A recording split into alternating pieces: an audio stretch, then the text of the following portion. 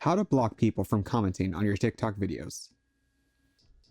In this video, I'll be going over how you can restrict comments to only friends being able to comment, nobody able to comment, or how you can just block specific people. So let's start out on your profile page. To begin, tap on the icon with 3 horizontal lines in the top right corner.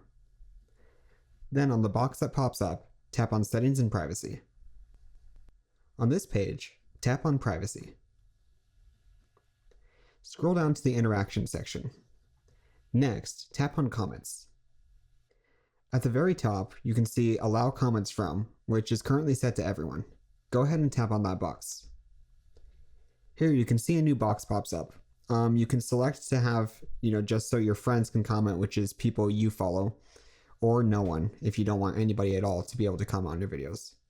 Once you've made your choice, go ahead and just tap anywhere outside this box to close it. And that's pretty much all there is to it. Right now, this is set to no one. If you do want to block just a specific person, you will need to go to that person's profile and actually block them. There you go. Before you leave, check this out.